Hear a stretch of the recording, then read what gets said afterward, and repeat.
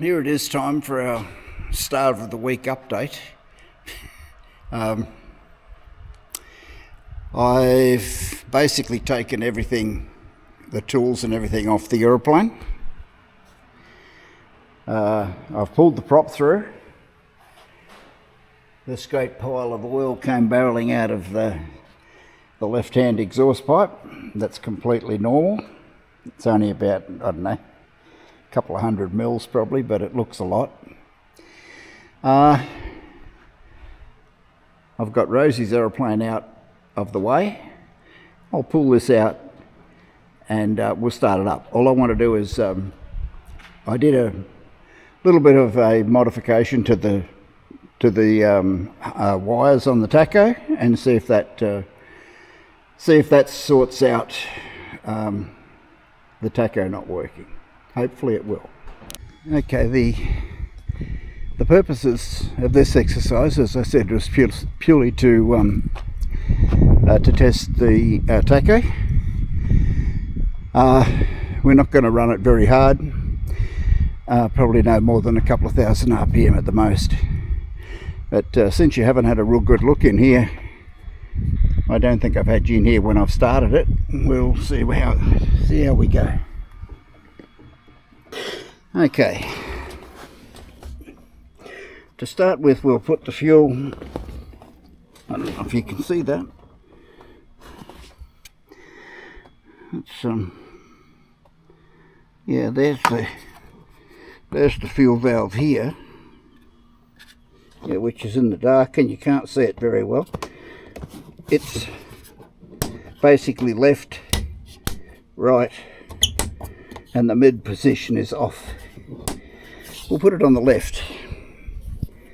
Work our way up here to the master switch. I don't think I could have got this worse if I'd have tried. We put the master on. A couple of things should happen.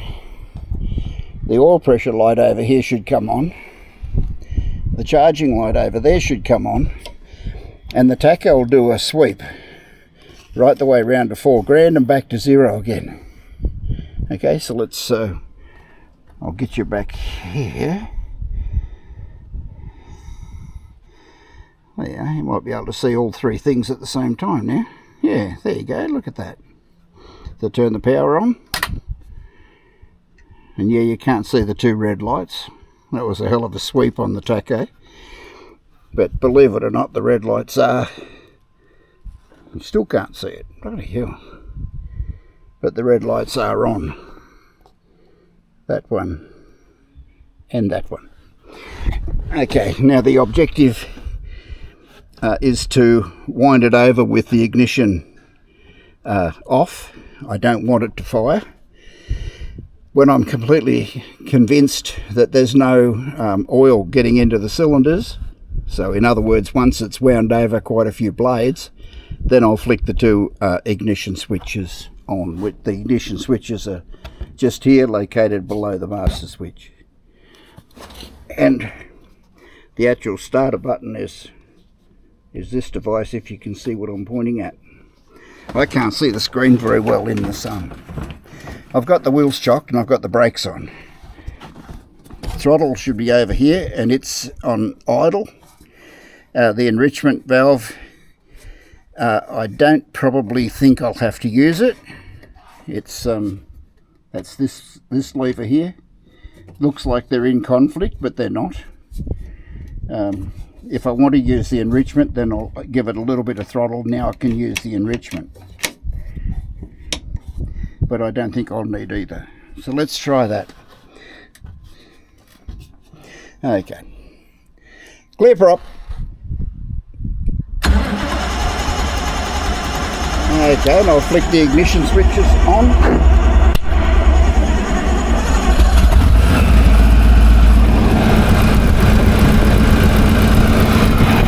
And nothing out of the tacho.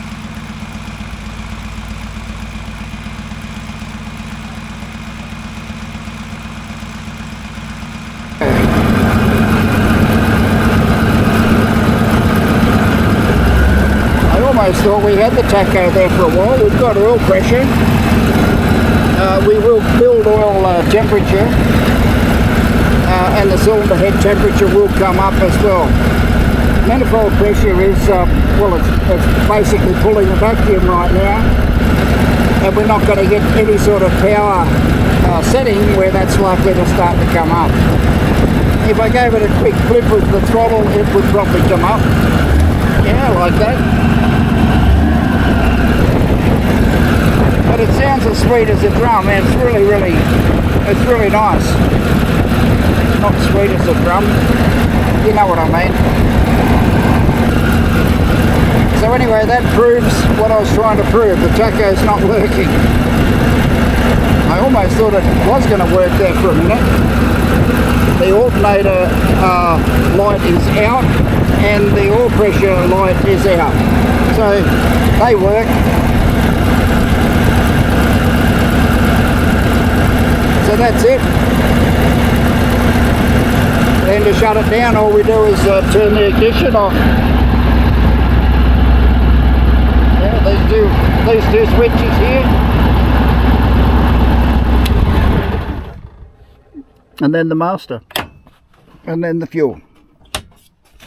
Done. Well, that's a bugger. Actually, I do want to check one more thing. Let's turn the fuel back on. Let's go back the other way. Want the master back on. I can turn the ignition straight on this time. Oh, okay. Yeah. Clear prop.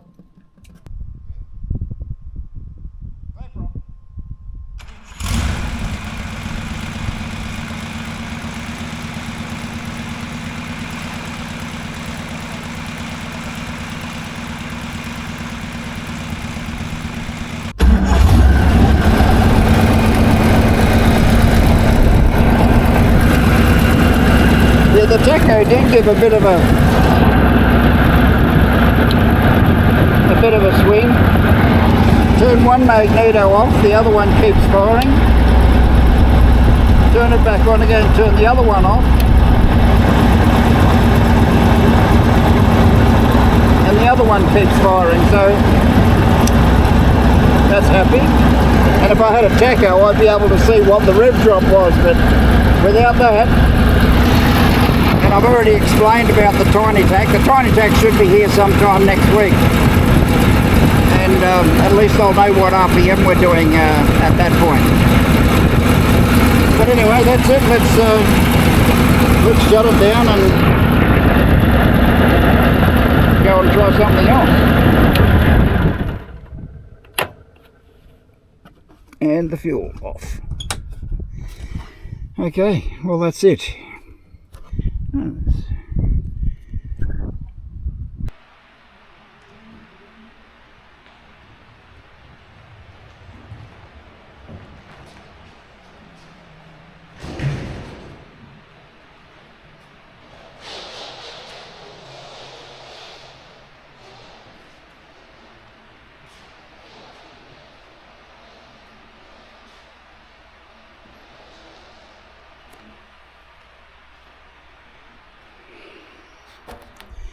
Okay, now we'll go get Rosie's aeroplane.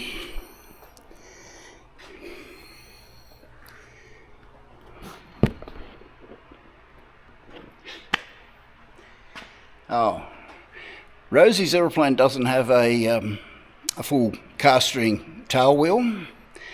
If you have a look at my tail wheel, it's see how it's turned backwards? Yeah. If you push the aeroplane frontwards, the wheel will turn around. The wheel can pivot full 360 degrees. Rosie's doesn't do that. It pivots about 30 degrees either side of the centre line. And that's not very good if you're trying to push the aeroplane backwards. Very important part of the operation. Put the drip tray back under as quick as you can before the hangar gets flooded out.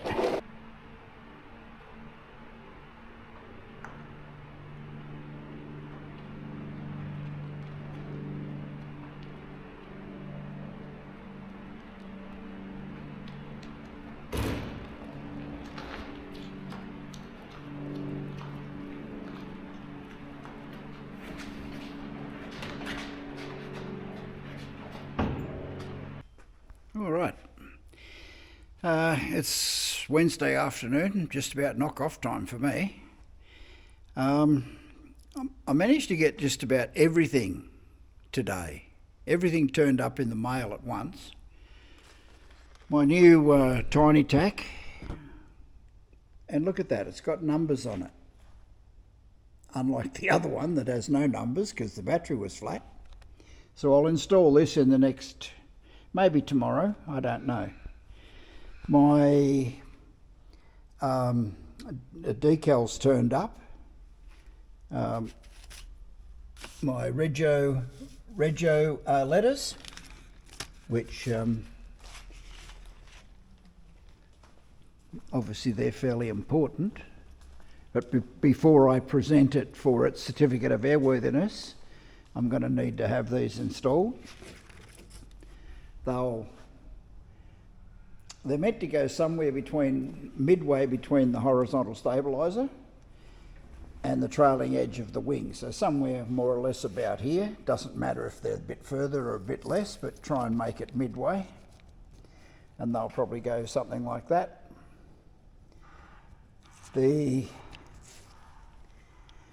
All the other, the switches and everything, there's labels for all of those as well.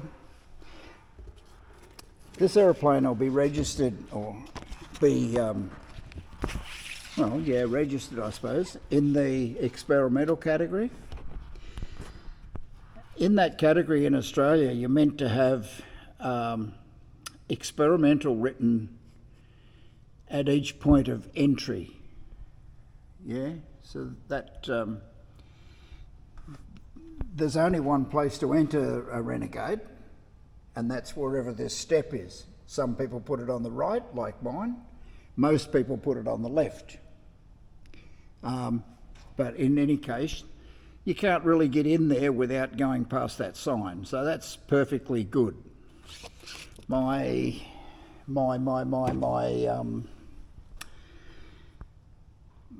data plate is at the engravers at the moment, being engraved so that I can install it here on the back of the rear seat. What else did we get up to today? I had a hell of a day. Everything turned up at once. So my new tiny tack was the big one. These signs, the experimental sign, there's other signs for around the fuel cap. You're meant to have how many litres, and of course remember I did the fuel cal the other day. This will go around each of the fuel caps, and 27 litres, that's how much it holds. And I guess if you're from the US, that'll be 27 quarts, if that makes any sense. There's all the other ones here. My sign writer also made it in just normal straight out writing in case I wanted to put that, or I can have it in round if I want to put it around the fuel cap, which I like that one. I think I'll probably do that. Yeah, so that's it. I've been working most of the day on my RV6. We've got a fly-in on Saturday morning, and it'll probably be Saturday morning when you're watching this video, most likely, if I get my act together. It's not very far away. It's probably about 60, 65 nautical miles, not something like that. Maybe about, 40 minutes or something in the RV. It won't be it's not a very big trip. They do probably an LSA fly-in, and it's held every 2 years. I went 2 years ago and it was pretty good, and I'm happy to go back again. So yeah, that's on Saturday. So when you're watching this, I'll probably be there. Rosie's aeroplane did a little bit of work. It had a a very, very, very minor coolant leak, which was just nasty to chase down. But we've done that now, and no more leaky. Floor's nice and clean. It's getting better and better by the day. The more we work on it, and the more we fly it. I think it's still only had like 3 flights. It hasn't, not very many anyhow. So everything's going forward. No question about that. I want to get these decals on my aeroplane, but I will probably, obviously, I have to finish my RV6 so that I can go to the fly-in on Saturday. So that's what I'm up to. I'm not recording anything about the RV6. It's you've seen it before. The engine's all finished. I've pretty much finished the airframe as well. So another hour or so tomorrow morning should see it completed. And of course I'll give it a bit of a tub, and of course once it might be raining tomorrow, but once you've washed an aeroplane, you obviously have to fly it to dry it out. So yeah, and then Saturday will be the flight to Parkes. Anyway, that's it. Catch up with you later on.